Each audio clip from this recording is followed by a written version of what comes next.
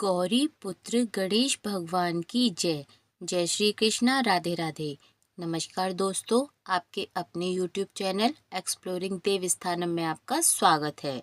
सोमवार के व्रत को लेकर मान्यता है कि इस व्रत को करने से भगवान शिव अपने भक्तों की मुराद जल्द ही पूरा करते हैं। सोमवार का दिन भगवान शिव को समर्पित है, इसलिए इस दिन भगवान शिव की पूजा और व्रत करने का महत्व और ज़्यादा बढ़ जाता है। यदि आप सोमवार के व्रत करते हैं तो आपको सोमवार व्रत कथा को पढ़ना बेहद ज़रूरी है, क्योंकि इसके बिना आपका व्रत अधूरा माना जाता है।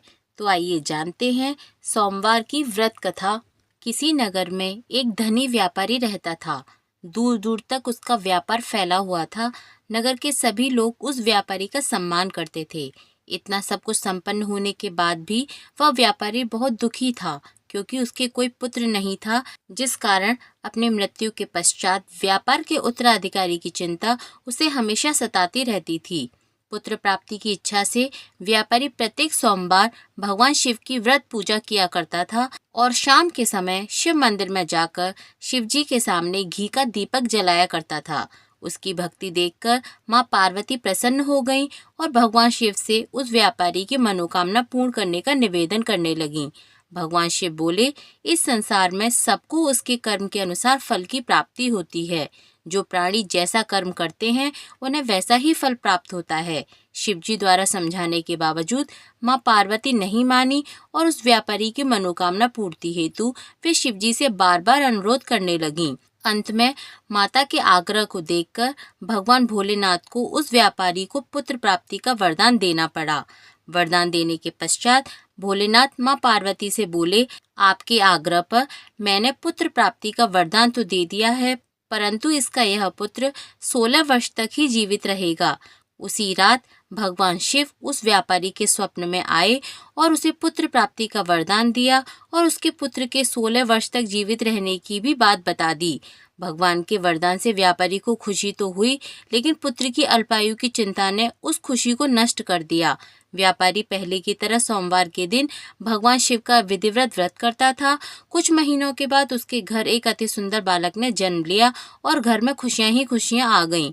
बहुत धूमधाम से पुत्र जन्म का समारोह मनाया गया, परंतु व्यापारी को पुत्र के जन्म की अधिक खुशी नहीं हुई, क्योंकि उसे पुत्र की अल्पायु के रहस्य का पता था। जब पुत्र 12 वर्ष का हुआ तो व्यापारी ने उसके मामा के साथ पढ़ने के लिए उसे काशी भेज दिया।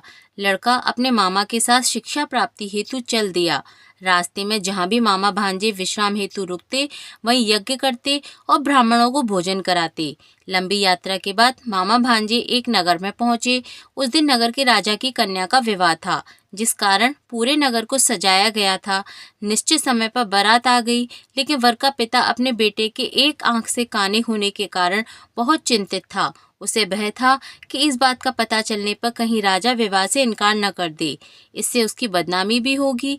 जब वर के पिता ने व्यापारी के पुत्र को देखा तो उसके मस्तिष्क में एक विचार आया।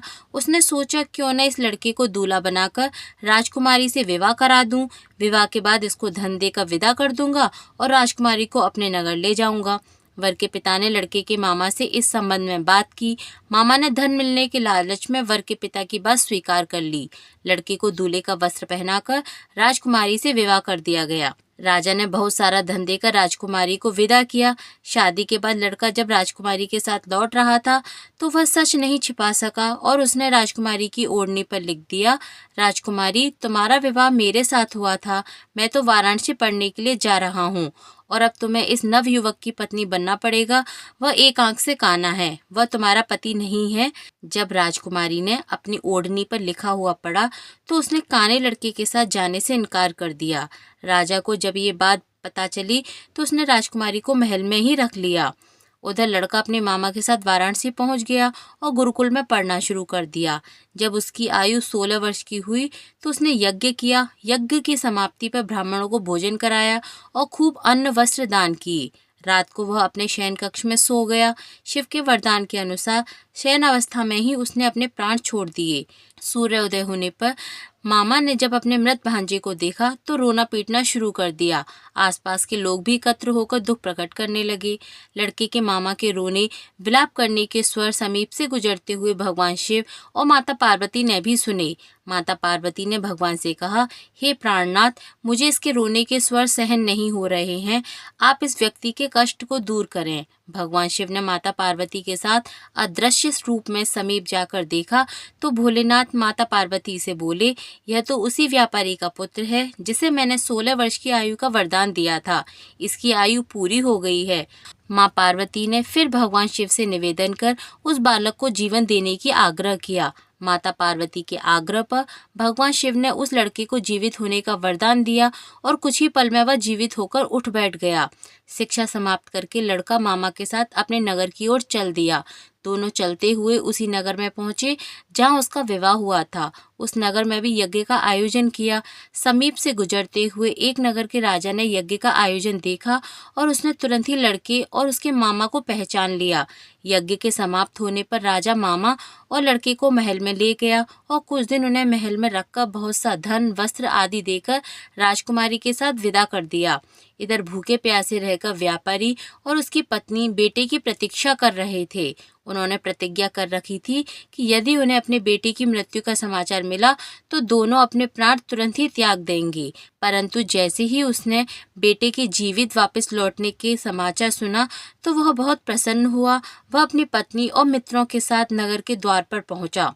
अपने बेटे के विवाह का समाचार सुनकर पुत्र वधू राजकुमारी को देखकर उसकी खुशी का ठिकाना न रहा। उसी रात भगवान शिव ने व्यापारी के स्वप्न में आकर कहा, हे श्रेष्ठी, मैंने तेरे सोमवार के व्रत करने और व्रत कथा सुनने से प्रसन्न होकर तेरे पुत्र को लंबी आयु प्रदान की है। पुत्र की लंबी आयु जानकर व्यापारी बहुत प्रसन्न हुआ। शिव भक्त होने तथा सोमवार का व्रत करने से व्यापारी की सभी मनोकामना पूर्ण हुई। इसी प्रकार जो भक्त सोमवार को विधिवत व्रत करते हैं और व्रत कथा सुनते हैं, उनकी सभी इच्छाएं पूरी होती हैं और भगवान भोलेनाथ का आशीर्वाद बना रहता है। बोलिए पार्वती माँ की जय, भोलेनाथ की जय।